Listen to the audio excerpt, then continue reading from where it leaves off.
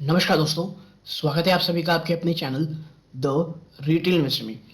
यहाँ पे मैं बात करूँगा दोस्तों एक ऐसे स्टॉक की जिससे इससे पहले जब मैंने बात की थी वहाँ से स्टॉक आप कह सकते हैं एक तेज़ी दिखा चुका है और आज एक बहुत ज़्यादा इम्पॉर्टेंट रेजिस्टेंस के ऊपर स्टॉक ने क्लोजिंग दी है दोस्तों। और इस क्लोजिंग के पीछे के रीज़न जानने की कोशिश करेंगे। क्या ये तेज़ी जारी रहेगी या आप कैसे जिस तरह से बाजार ओवर स्ट्रेच दिख रहा है, जिस तरह से कुछ अन्य फैक्टर सामने आ रहे हैं, क्या स्टॉक में गिरावट और ज़्यादा होगी? तो इन तमाम सवालों के जवाब इस एक वीडियो में खोजने की कोशिश करेंगे दोस्तों। अगर आप स्टॉक में निवेशित हैं या निवेश करने की सोच रहे हैं, मुझे लगता है ये एक वीडियो आपके बहुत बहुत काम आने वाली दोस्तों। लेकिन आगे बढ़ने से पहले अगर आप इस चैनल पहली बार आए हैं, प्लीज़ सब्सक्राइब का बटन दबा दें। वीडियो अच्छी लगती हो लाइक ज़रूर कीजिएगा। तो अब विदाउट वेस्टेड टाइम सीधा लेके चलता हूँ शेयर प्राइस की तरफ। देखिए वैभव ग्लोबल लिमिटेड दोस्तों, ठीक है, आप देखें 0.73% की आज यहाँ तेजी हुई है। ठीक, बाजार बंद हो चुका है दोस्तों और आप देखेंगे तो एक अपने रेजिस्टेंस 350 रुपए, इससे ये स्टॉक ने दोस्तों ऊपर क्लोज दिया है, जो कि मुझे लगता है काफ़ी पॉजिटिव संकेत है।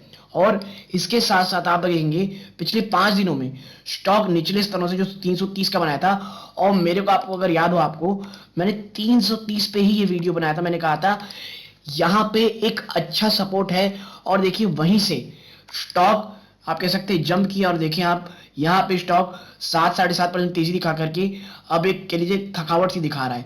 क्योंकि आप समझिए एक चीज़ दोस्तों, 330 इंपॉर्टेंट सपोर्ट है, लेकिन ये अब अपने रेजिस्टेंस के पास आ रहा है। कौन से? 355 के आसपास दोस्तों। ठीक है, 300 350 से ऊपर क्लोज दिया है, ये तो बहुत पॉजिटिव संकेत है। अब आने वाले 1-2 दिन हमें ये देखना है क्या इससे ऊपर ये सस्टेन कर पाएगा, क्योंकि अगर ये 350 सस्टेन कर जाता है दोस्तों 1-2 दिन, तो फिर मुझे लगता है आपको 375 तो आपको ये स्टॉक आराम से दिखा देगा दोस्तों। बट 350 से ऊपर इसे सस्टेन करना है दोस्तों। ठीक है, ये तो दोस्तों हुई टेक्निकल बातें। दूसरी अन्य बातें देखिए, अब ना जो तमाम नेगेटिविटी थी वो लगभग गायब हो चुकी है वैभव ग्लोबल में। और आप यकीन मानिए वैभव ग्लोबल में जो इनपुट कॉस्ट है, ठीक है, जो इनपुट कॉस्ट के कारण मार्जिन में प्रेशर था, वो शायद आने वाले 1-2 क्वार्टर से बहुत बड़ी मात्रा में आपको कम होते दिखाई देगा।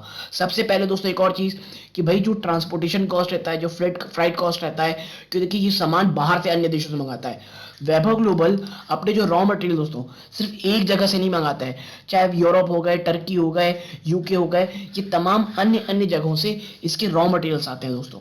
ठीक है, और इसका जो इनपुट कॉस्ट में एक सबसे बड़ी हिस्सेदारी जो रहता है दोस्तों, वो रहता है रॉ मटेरियल तो है दोस्तों, जो एक फ्राइट कॉस्ट होती है ना, ये बहुत ज़्यादा इम्पैक्ट करती है।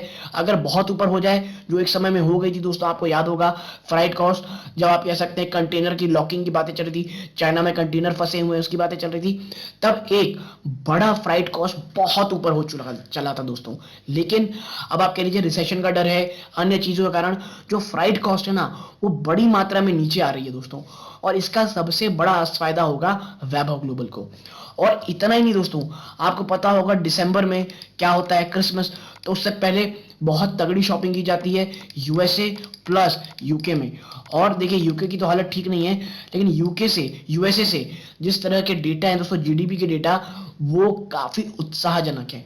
मुझे ये लग रहा है कि ये जो समय होने वाला है, आप कह सकते हैं यूएसए के लिए ये काफ़ी, इसमें काफ़ी अच्छी शॉपिंग हो सकती है दोस्तों, क्योंकि ये वैभव ग्लोबल के लिए एक प्राइम कह लीजिए समय होता है। जी हाँ दोस्तों, दिसंबर क्रिसमस का समय होता है, इसके आसपास पिछले 2-3 महीने से लोग काफ़ी अच्छी शॉपिंग करनी शुरू कर देते हैं। तो ये जो मेन क्वार्टर होता है, ये बहुत ज़्यादा अच्छा होता है वैभव ग्लोबल के लिए, और मुझे लगता है ये वाकई में एक अच्छा कह लीजिए समय होगा। लेकिन देखिए अगर वापस से गिरावट शुरू होती है, तो जैसा मैंने आपको पहले बताया भाई, पहला है 330, उसके बाद जो एक बड़ा सपोर्ट है दोस्तों 330 के बाद 290 से लेकर के 310। ठीक है, ये 20 रुपए तोड़ना बहुत ज़्यादा नेगेटिव इम्पैक्ट पैदा कर सकता है शेयर प्राइस में दोस्तों। टेक्निकली बहुत वीक हो जाएगा स्टॉक फिर दोस्तों। फिर मुझे लगता है अगर 290 के नीचे जाता है, तो फिर तो ये आपको आराम से 260 के आसपास तुरंत जाते ज़रूर दिखाई देगा। लेकिन उससे नीचे जाना मुझे थोड़ा टफ लगता है दोस्तों।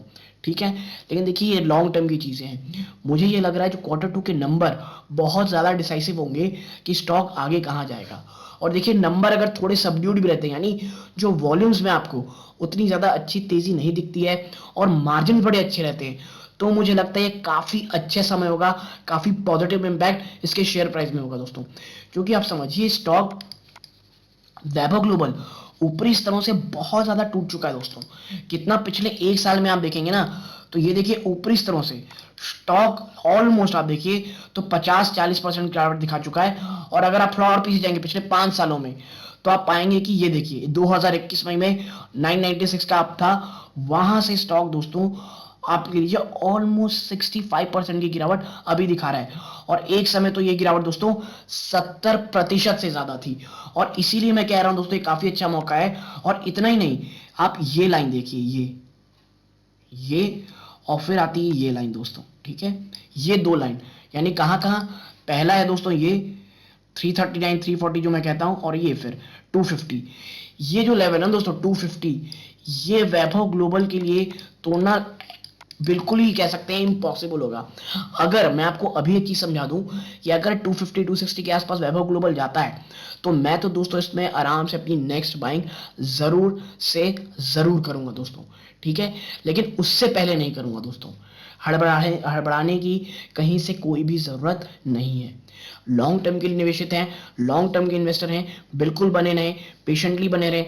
फंडामेंटली अच्छा है, बिजनेस मॉडल अच्छा है, बस अभी कुछ एक्सटर्नल इश्यूज के कारण आपको स्टॉक में दबाव देखने को मिल रहा है।